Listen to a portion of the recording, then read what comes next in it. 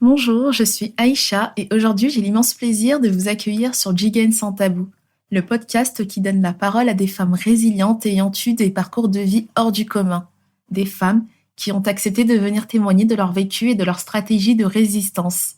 Ici, mes invités se confieront avec beaucoup d'émotion et feront preuve d'une résilience à toute épreuve. Sur Jigène sans tabou, on parle sans langue de bois afin de libérer la parole dans un environnement bienveillant et intime. Je vous souhaite une très bonne écoute.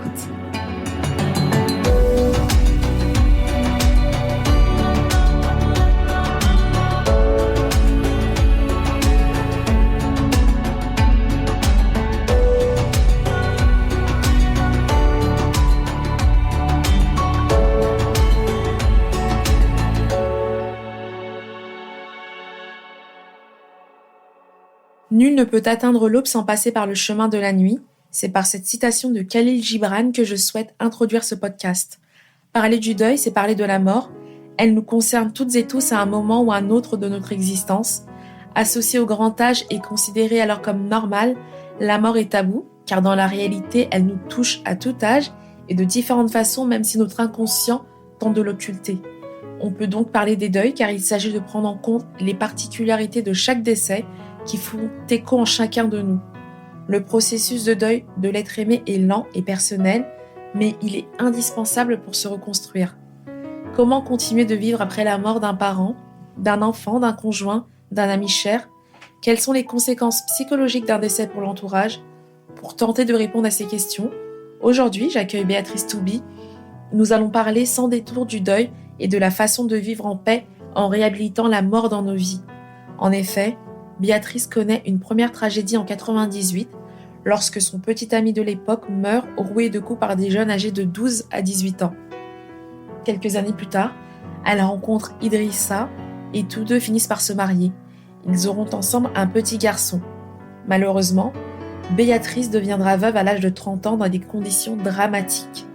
Le 10 juin 2012, Idrissa trouve la mort devant la gare de Torcy. Il est abattu de 2 balles. Le choc, l'incompréhension débute alors son processus de deuil. Je regarde pas, je comprends que c'est dramatique et je regarde ma sœur encore une fois et je lui dis non, c'est pas possible. Et elle me dit si, je suis désolée, mais Idrissa il est parti.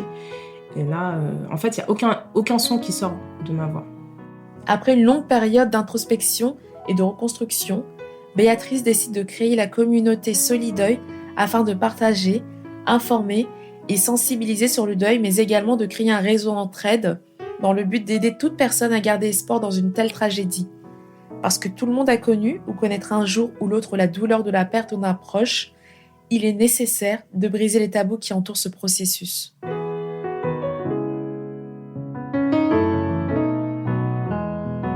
Bonjour Béatrice. Bonjour Aïcha. Merci d'avoir accepté mon invitation.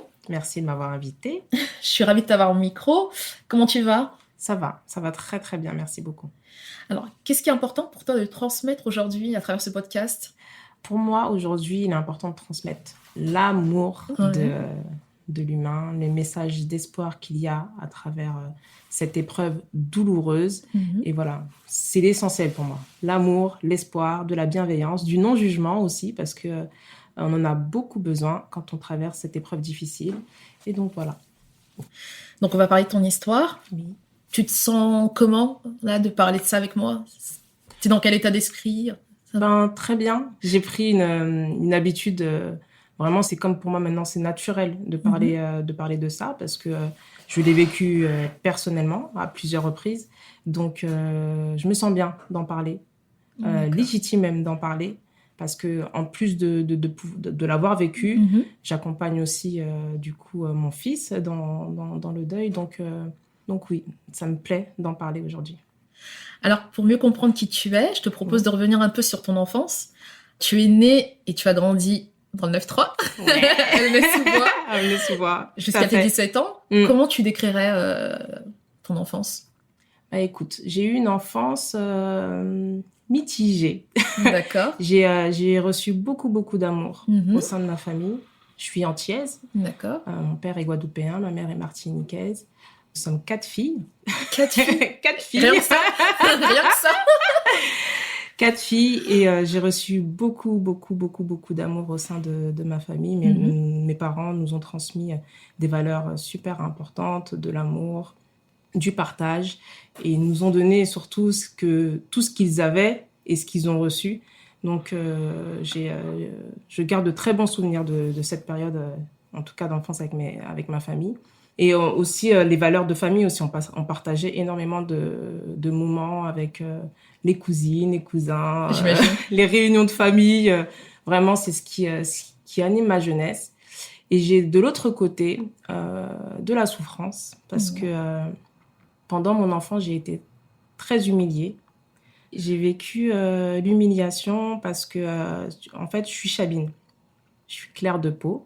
Donc, pas assez blanche pour être blanche et pas assez noire pour être noire. D'accord. Donc, une grosse crise identitaire. Et du coup, j'étais très humiliée par mon aspect physique. Mais vraiment, ça m'a beaucoup perturbée pendant mon enfance. Et en plus, ce qui me troublait, c'est que quand je rentrais chez moi, du coup, je voyais cette différence parce que mes sœurs, elles sont toutes plus foncées que moi, avec les cheveux bruns. Et je suis la seule claire, avec les yeux clairs, les cheveux dorés. Et du coup, je me disais, c'était une réalité. J'étais différente, en fait. Et j'ai vécu pendant mon enfance cette différence très difficilement. Ça peut faire l'objet d'un autre podcast, ça. Mais voilà, j'ai vécu une enfance... heureusement que j'avais justement l'amour de mes parents, de ma famille, et qui m'ont jamais montré cette différence. Mais je le vivais profondément. Parce que autant je vivais cet amour au sein de ma famille, mais dès que je sortais, dès que je mettais les pieds dehors, en fait, dès que je franchissais le pas de l'école ou même colonie, c'était pour moi la torture. Vraiment, de la torture. Et ça, j'en ai pris conscience, quand on parlera après de tout mon cheminement, j'en ai pris conscience bien tard, en fait. D'accord. Du coup, c'est ce qui aussi a provoqué un manque d'estime de moi-même, hein. Manque de confiance, manque d'estime, parce que justement, je voyais que mon aspect physique. D'accord. Alors, en 98, tu vis une première tragédie. Oui. Tu veux bien nous la raconter ? Oui, il n'y a pas de problème. J'ai connu mon premier amour. J'étais jeune, je l'ai connu, j'avais 16 ans. Et du coup, cet amour-là a été lynché par une dizaine de jeunes, en plein après-midi. Il a été roué de coups. Suite, il y a toujours un petit peu des petites guerres de quartier. Mais voilà, c'était pas une risque, hein. C'était tout simplement...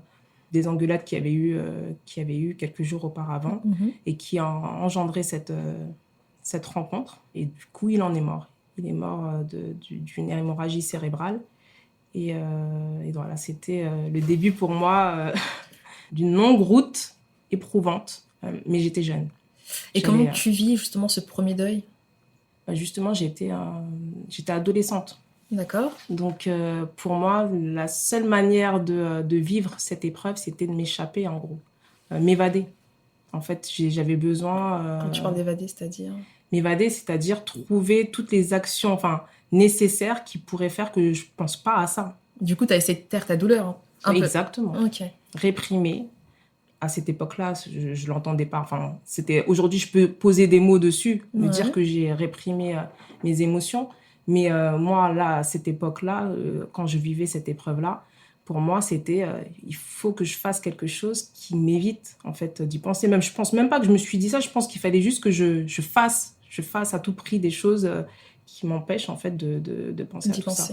Okay. Ouais. J'ai énormément souffert de cette perte. Est-ce qu'on se remet d'une perte d'une personne qu'on a aimée, surtout dans de telles circonstances ? Cette perte, elle fait partie intégrante de nous. D'accord, ok. Voilà, elle fait partie intégrante de nous, c'est-à-dire que elle nous fait grandir, elle nous fait évoluer, elle révèle des choses en nous. Oui, tout à fait. Elle révèle des choses en nous. Donc, du coup, je ne pourrais pas te dire que j'ai surmonté cette perte, mais en tout cas, j'ai trouvé des ressources en moi et des ressources que j'avais à l'extérieur pour pouvoir vivre cette perte de la meilleure des façons. Et une chose que je vais dévoiler aujourd'hui, c'est que la chose qui m'a permis finalement de pouvoir supporter, c'est que j'étais danseuse à cette époque. D'accord. Tu faisais quoi comme danse ? La danse africaine. D'accord. Dombolo, exactement. Tu montes tout à l'heure. J'ai fait ça pendant 4 ans. J'étais chorégraphe. J'ai beaucoup voyagé. J'ai énormément voyagé. J'étais danseuse professionnelle, en fait, pendant 4 ans. Et je peux dire que ça m'a aidée. Okay. Ça m'a aidée sur le plan, du coup, psychologique, parce que du coup, je voyais des personnes, je me libérais. Bon, après, c'est chacun le voit comme... mais je me suis libérée à travers voilà, la danse, voilà, d'être avec les gens. Et ça m'a beaucoup, beaucoup aidée, mais aussi sur le plan, sur l'estime aussi que j'avais de moi-même. Ça veut dire que tout d'un coup, à cette période-là, je reprenais confiance en moi. Confiance en toi. Okay. Ouais. D'accord. À travers la danse, ça m'a... Merci aussi à Eva Bora, parce qu'elle m'a aidée à éclaircir cette période-là. Mais c'est vrai que cette partie de ma vie, je la regrette pas du tout, parce que elle m'a permis vraiment de... un peu sauver. Oui, non, mais vraiment. Et puis, c'est un âge où on a envie de découvrir plein de choses, en fait. Donc, j'ai voyagé aux États-Unis, au Canada, en Afrique. Tu vois, je découvrais d'autres pays, je découvrais d'autres cultures. Et puis, je partageais des choses avec les danseuses, avec... Faut que tu montes tout à l'heure. Donc, c'est une partie... Bon, il y en a certaines qui vont m'écouter, qui vont dire « Ah, enfin, elle en parle !» On n'avait jamais parlé vraiment. Ben ouais, j'en parlais pas, parce que moi, j'étais toute jeune. Mais maintenant, on m'a un petit peu grillée, en quelque sorte. On n'arrête pas de m'envoyer des messages, on commence à me reconnaître. Donc, du coup, oui, donc voilà, j'ai été danseuse pendant 4 ans de ma vie, chorégraphe. Et c'était quelque chose qui me plaisait énormément. C'était vraiment une passion, la danse. Et voilà, j'ai aimé cette période, parce que je me suis évadée à travers ces voyages et toutes ces rencontres. Donc voilà, je pense que ça m'a aidée à vivre mon deuil. Et voilà, quand on est adolescente, on ne vit pas les choses de la même manière. Tout à fait.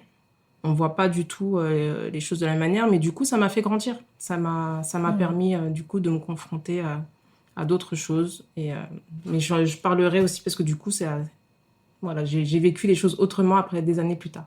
D'accord. Alors, ta famille et toi, vous déménagez ensuite dans le 77. Nouvelle vie, nouvel environnement, bien différent du 9-3. Exactement. C'était une période très difficile pour moi. Du coup, je quittais l'endroit où j'avais grandi. Ouais. Là où, justement, moi, j'ai très bien vécu cette période-là, hormis l'humiliation que j'ai eue pendant un certain moment de ma vie. Après, au-delà de 15 ans, 16 ans, ça s'est estompé. Mais après, voilà, les quartiers, il faut dire, c'est de la solidarité, la diversité, diversité culturelle, le partage. C'est vraiment, les amis, c'est une famille, en fait. Donc, quitter toute mon adolescence pour finalement me retrouver dans un endroit où il y avait que les champs de blé à l'horizon. Et du coup, ouais, ça a été vraiment un bouleversement pour moi, parce que en plus, on a déménagé juste après le décès. Ouais. Juste après le décès, j'ai déménagé. Donc, c'était prévu ou c'était... Bah, en fait, ma mère, elle a eu une opportunité, une mutation à son travail. Et vu que je vivais ça elle hésitait encore au départ. Et puis, directement après le décès, pour elle, c'était l'opportunité de pouvoir quitter le quartier et se dire, bon, voilà, ça, la violence, elle veut plus. Et du coup, voilà, elle a pris la décision tout de suite après. La rentrée en septembre, ça s'est passé en mai. En septembre, j'étais dans un champ de blé. C'est ça. Donc, encore un changement. Et ça a été très dur au départ, mais je m'adapte super vite. Donc, du coup, de nouveaux amis. Bien que la famille, ça reste la famille. Bien sûr, je passais les week-ends chez mes amis. Jusqu'à présent, on est toujours ensemble. Ah oui, mais j'en parlerai plus tard. Ils ont été là pour... Ah oui, tout au long ils me connaissent par cœur, enfin, entre guillemets, on connaît vraiment jamais quelqu'un par cœur, mais je veux dire, ils ont vu toute mon évolution. Ensuite, tu vas reprendre le cours de ta vie, tu vas devenir aide-soignante, et puis un jour, tu vas rencontrer un homme qui va bouleverser ta vie. Ouais, exactement. Idrissa. Ah, il y a tellement de choses à raconter sur lui, mais je l'ai rencontré, j'avais 23 ans. D'accord. L'amour de ma vie. Et ton cœur l'a reconnu, c'est ça? Ouais, tout à fait. Après, je l'ai rencontré, la rencontre a été fortuite, elle était, voilà, c'était lors d'un anniversaire. Ce sont les plus belles rencontres. Ouais, c'est une amie qui nous a présenté lors de son anniversaire, et puis voilà, on a tout de suite accroché. Ouais. Donc, on a tout de suite accroché. C'était quelqu'un de très charismatique. Et donc, voilà, oui, au bout de quelques mois, ça y est, c'était C'était une évidence. ouais, le cœur, il était pris. Et, l'amour me sourit à nouveau. C'était difficile pour moi. C'était difficile pour moi. Je pensais pas pouvoir retrouver l'amour. Et finalement, on se sent revivre. On se dit, ben si, c'est possible, en fait. C'est possible. Bien sûr que dans un couple, de toute façon, on traverse des hauts, des bas. Il y a eu, on s'est connus très jeunes. Donc, il y a eu des moments de... Vous aviez le même âge à peu près ou... Oui. Ok. Le même âge. Il y avait des moments de crise, hein, ça c'est... c'est sûr, mais ouais, ma meilleure vie, je l'ai vécue avec lui. Ensuite, vous vous mariez. C'était un mariage traditionnel ou c'était une grande fête ou Traditionnel et grande fête. Les deux. Sur 2 jours, okay. On a fait ça sur 2 jours. Écoute, tous ceux qu'on aime, qu'on aimait, qu'on aime, étaient présents. Okay. C'était très émouvant, très touchant. Enfin, c'est des moments inoubliables, en fait, qui restent marqués à vie dans le cœur, parce qu'il y a de l'amour sincère, il y a de l'amour qui s'est construit parce que le couple, il se fait pas en claquant des doigts. On passe par des épreuves, on grandit ensemble, on évolue ensemble, il y a la confiance qui s'installe, il y a tout est mis en œuvre pour justement que les choses se passent bien. Et du coup, c'est l'aboutissement de tout ça, de tout ce cheminement qu'on célèbre, mais on ne célèbre pas tout seul. On célèbre avec tous ceux qu'on aime, avec la famille, avec les proches, avec tous ceux qui nous entourent. Et c'est ça qui est inoubliable parce que tu te dis, bon, voilà, je partage mon amour avec tous ceux qui sont importants pour moi et qui sont chers à mes yeux, tu vois. Et c'est ça... que je garde de ce jour parce que c'est ça qui m'a marqué, c'est que je pouvais tourner ma tête de gauche à droite quand je les regardais, et puis c'est un moment où on pleure, vraiment, parce qu'il y a tous les gens qu'on aime et de voir cet accomplissement, cet aboutissement, c'est quelque chose de... c'est formidable. Comment tu décrirais Idrissa ? C'était quelqu'un d'altruiste, très discret. Et je te dirais pourquoi, parce que j'ai su toutes ses actions après sa mort. Mais il était généreux, souriant, mon Dieu. Il avait un sourire, mais je pourrais pas... Je pense que ceux qui le connaissent sauront de quoi je parle. Je dirais son sourire, son altruisme, bien sûr, sa générosité. Très famille, très, très, très famille. Et très persévérant, déterminé, ambitieux. Bon, je pourrais te citer les qualités d'Idrissa pendant des heures. Mais il t'a apporté quoi durant ces années ? Il m'a appris beaucoup de choses. Alors, il m'a fait grandir, vraiment, avec beaucoup d'amour. Il m'a appris la tolérance.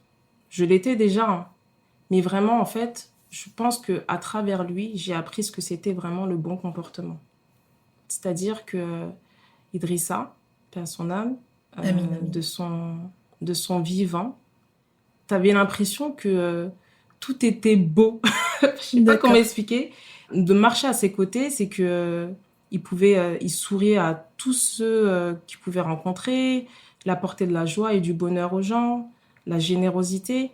Tout ça, en fait, il m'a appris à aimer la vie, en fait, avec le peu qu'on a. Ça veut dire l'importance de la famille, l'importance même auprès de ses amis. On sentait quand Idrissa était là. Il avait, comme je dis, un charisme, mais sa prestance, en fait. On le remarquait par sa discrétion. Alors, je sais pas, il était super discret, mais tellement souriant, tellement, quand je dis généreux, c'est pas forcément du matériel. Oui, bien sûr. Mais de la générosité affective, de la bienveillance envers les gens. Vraiment, après, je dirais, parce que souvent on pourrait se dire, oui, quand quelqu'un décède et quand il est plus là, on pourrait idéaliser la personne. Mais non, il avait aussi son caractère bien tranché, il avait, l'ego était là. Mais c'est vrai, en fait, ce qu'il faut aussi réaliser, c'est que quand on perd un proche, on oublie le négatif. On oublie. C'est pour dire qu'à quel point il faut faire attention à pas s'attarder sur des choses Tout à fait. négatives sur les gens, parce que finalement, c'est pas ce qui reste en tête, en fait. Ce qu'on garde, en fait, en tête, c'est tout ce que la personne elle a pu apporter de son vivant. Et moi, bien que je négligeais certaines choses, aujourd'hui, j'en prends conscience, en fait, de tout ce qu'il m'a apporté de son vivant, c'est-à-dire l'amour, le bon comportement envers les gens, respirer la foi. Ça veut dire que quand j'ai été avec Idrissa, je l'ai vu évoluer dans sa foi. Mhm. Au départ, c'était pas forcément quelqu'un de pratiquant, mais je l'ai vu grandir dans la foi. Je l'ai vu, il respirait cette foi. C'est-à-dire que par son comportement, par sa façon de faire et de faire vis-à-vis des autres, on voyait le pratiquant. Pas par ses dires, en fait. Par ses actes. Voilà. Par sa façon de faire. Par sa discrétion. Et ça, pour moi, c'est le trésor. C'est un exemple que c'est ma référence, en fait. Vous avez eu un fils ensemble? Il était comment en tant que père? Il était... Waouh, ça aussi, c'est une question qui me... Du coup, l'émotion, elle monte parce que c'est pas des choses que j'aborde souvent. Non, mais c'est intéressant parce que du coup, j'ai envie d'ailleurs d'en parler, mais c'est que c'est des choses qui touchent mon fils. Donc forcément, il y a de l'émotion dedans. Mon fils s'appelle Ismaël. Et du coup, c'est pareil, c'est l'aboutissement, c'est l'accomplissement de notre amour, l'aboutissement de notre amour. Et cette rencontre avec son fils, c'était tout simplement merveilleux. Comment dire? Il n'y a pas de mots pour ça. Je dirais que c'est juste un bonheur qui n'est pas explicable. Mais il avait le regard. En fait, j'ai des photos à la maison où seul son regard vis-à-vis de...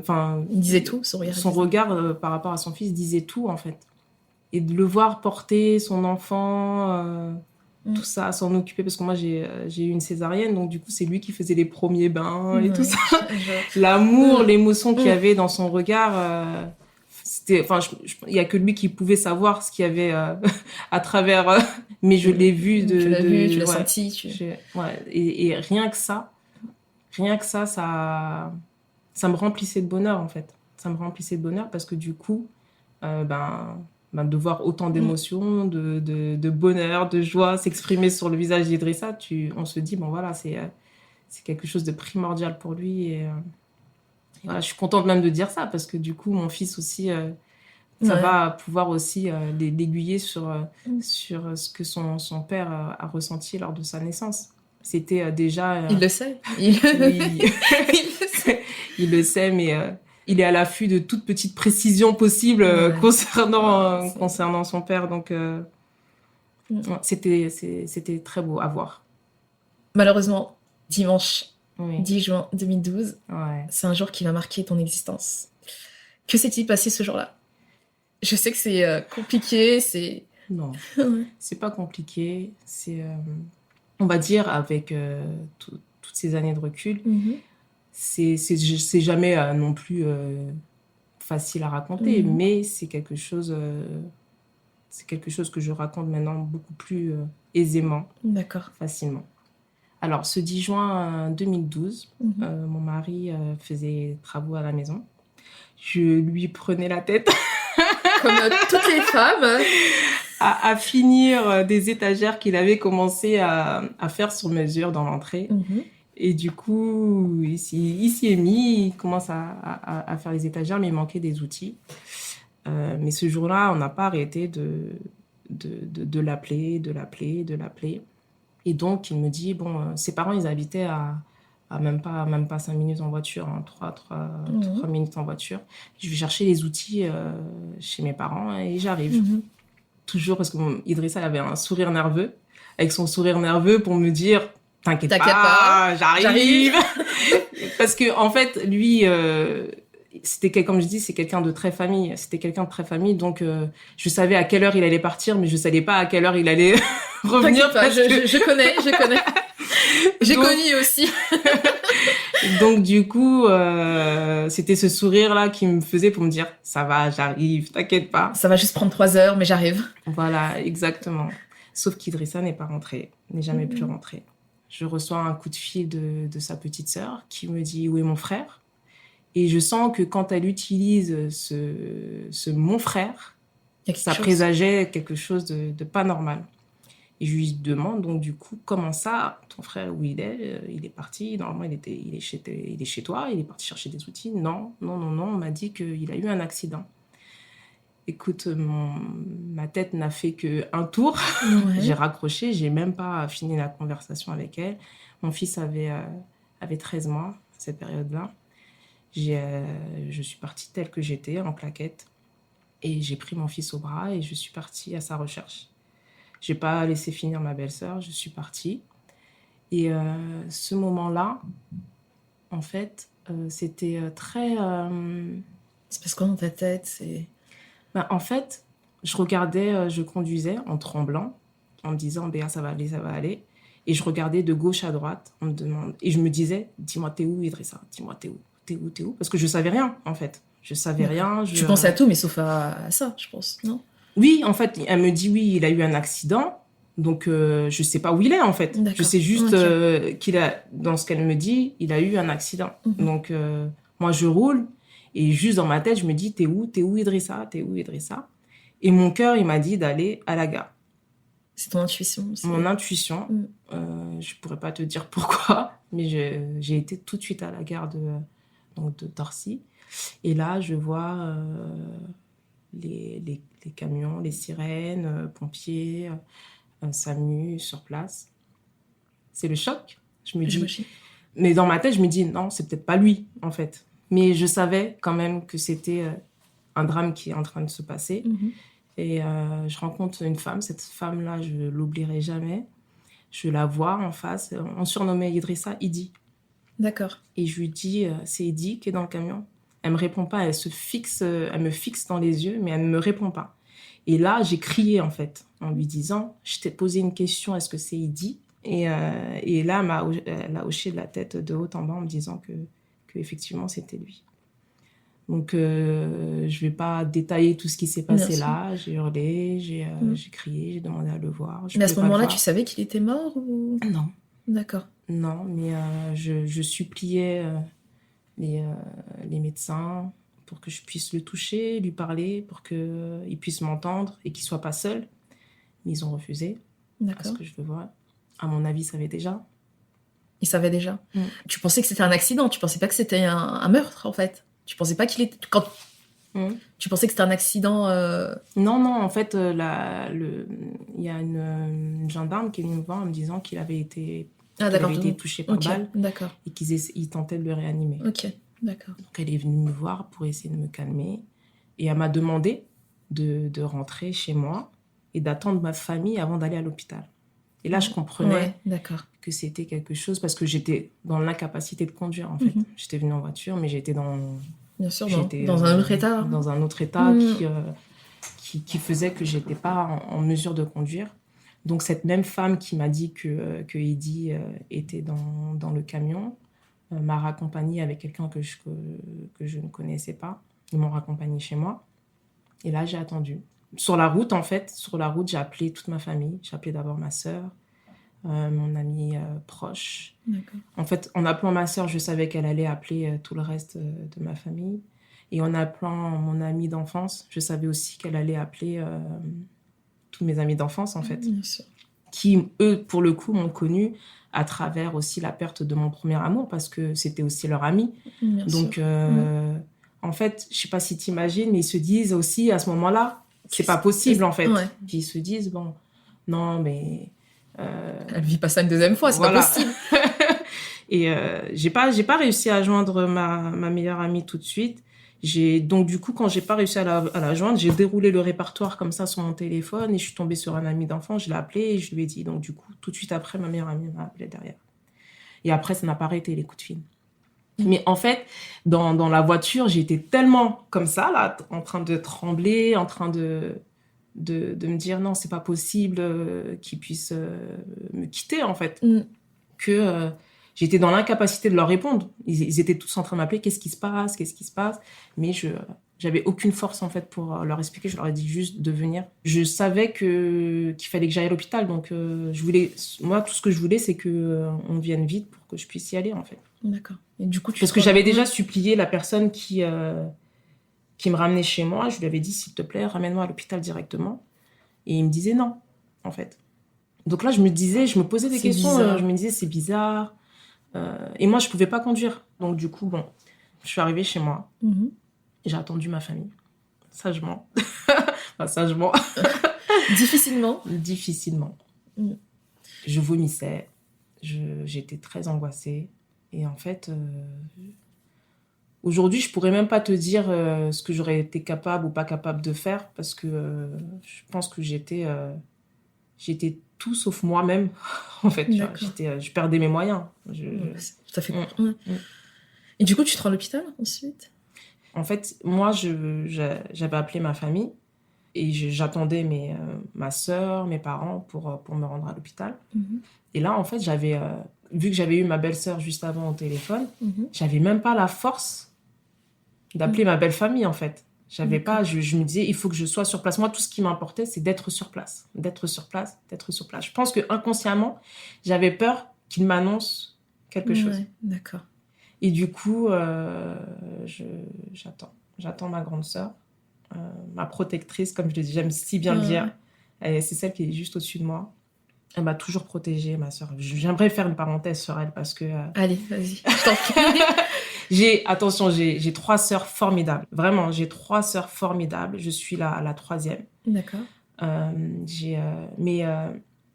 C'est particulier, c'est la 2e, parce que même étant petite, quand j'ai été humiliée, elle a toujours pris ma défense. Et pourtant, on est 4 filles, mais même si c'était devant un garçon... devant un bonhomme, elle était là, quoi. Elle était là. Elle m'a toujours protégée, en fait. D'accord. Et je savais que je pouvais toujours compter sur elle. Okay. C'est le cas aussi de mes 2 autres sœurs, mais je pense que le lien n'est pas... Après, t'as toujours un lien avec une sœur. Oui. C'est vraiment ce lien de protection, en fait. Par exemple, avec ma petite sœur, c'est un lien qui est tout autre, en fait, où il y aura beaucoup plus d'affection, de sensibilité, de câlin et tout ça. Mais vraiment, avec ma sœur qui est au-dessus de moi, c'est vraiment un lien aussi protecteur. Je tiens à le dire parce qu'elle m'a vraiment... Même jusqu'à aujourd'hui, hein, je veux dire, on est adultes, mais c'est toujours elle qui me dit « Ah non, tu fais pas ça !» Mais en tout cas, à ta sœur, merci beaucoup. Elle est exceptionnelle. Elles sont toutes exceptionnelles parce qu'il ne faut pas créer de jalousie ici. Elles sont toutes exceptionnelles. Mais je parle vraiment là de protection pour le coup, parce que quand on traverse ce genre d'épreuve, elle a été aussi très protectrice pour le premier deuil. Et du coup, je me souviens en tout cas de tout ce qu'elles ont fait, toutes, mais particulièrement de cette protection.